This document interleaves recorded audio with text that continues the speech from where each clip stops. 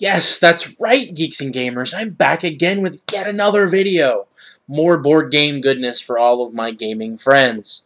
This time, I'm going to talk about probably the game that really got me into the board gaming hobby that sort of started off my collection, and that would be Ticket to Ride. Ticket to Ride is a pretty good game by Alan R. Moore and produced by Days of Wonder. It's another classic game. I've been talking about a lot of these today. It's classic in such that it's sort of, again, a gateway game. It gets people into gaming. As I mentioned with one of my earlier videos with Carcassonne, this is one of the only games that I can get my wife to play with me. She enjoys this game very much. The game is pretty simple.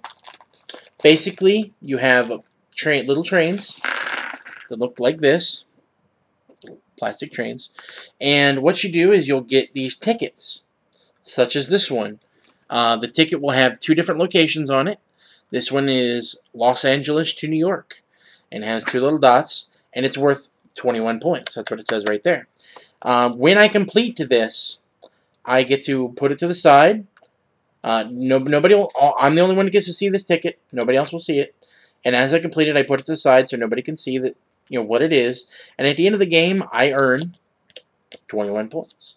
So any of these that are not completed at the end of the game, I will lose that amount of points. So it's, pretty cool. Basically, the way you do that is you take these colored cards. They come in various colors: green, red, pink, blue, etc. And you collect a number of cards equal to the number of spaces in between two cities. Now, again, I'm going to show you the board so I can show you what I mean.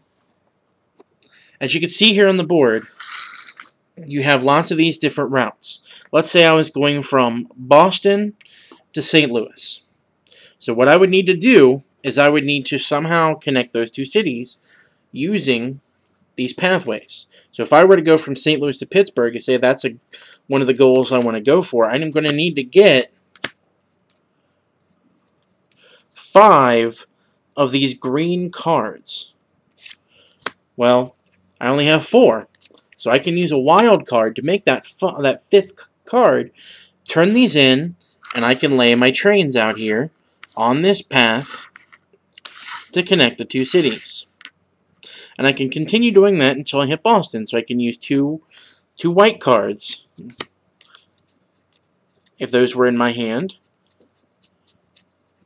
And again, of course, I don't have enough, so I use a wild. And I lay those on the white path. Now I want to finish going to Boston, so I'm going to need either 2 yellow or 2 red, depending on which side I want. So I'm going to turn in 2 red, or 2 yellow rather. And there we go. I've completed that section, so if I were to have the ticket that showed those two cities, I would now set that to the side, and at the end of the game I would earn those points. And here around the outside, I'm not sure if you can see it, right here along the outside is your victory point gauge. It tells you how many victory points. Now, just by laying trains, you also earn points.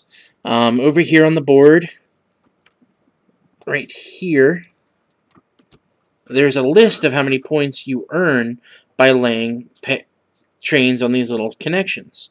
1 point for a single train, 2 points for 2 trains, 3 for 3, 4 for 4, 1 point for 1 train, 2 points for 2, 4 for 3, 7 for 4, 10 for 5, and 15 points if you lay 6 trains at a time.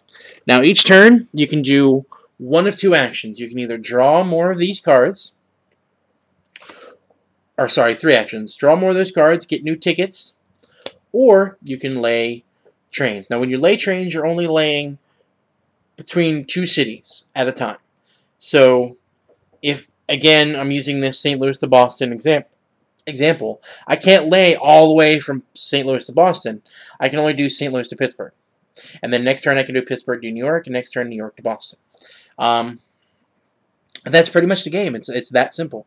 There's a couple of bits of strategy, a couple other things. There are a few extra points, like if you have the longest route, or longest continuous run of trains without any branches, you get some bonus points. If you've completed more tickets than anybody else, you can get bonus points. A couple different things like that. But it's a It's a really fun game.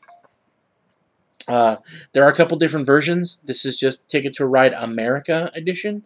There's a Europe. There's also a Nordic countries. There's a couple of smaller expansions that have like new maps, but not really much of anything else. And it also introduces a team element, and that would be Asia and India.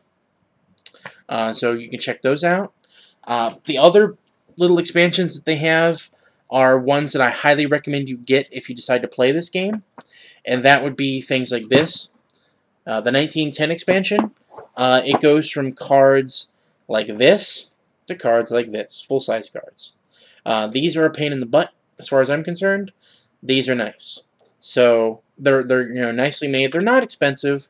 One of these smaller expansions, I believe this one was somewhere in the range of about $15. Not too bad. The base game was like most normal games. I believe it was around $45. But for $60, you'll have yourself a pretty nice game that you can probably play with just about anybody.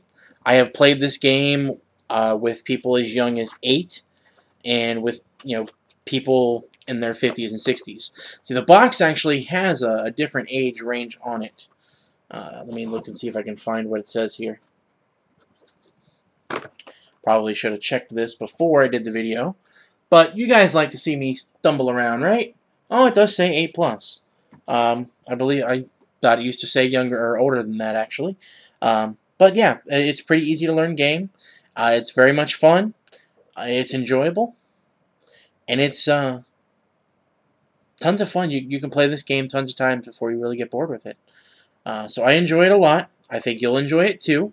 And again, that's Ticket to Ride, a game by Alan R. Moore, produced by Days of Wonder.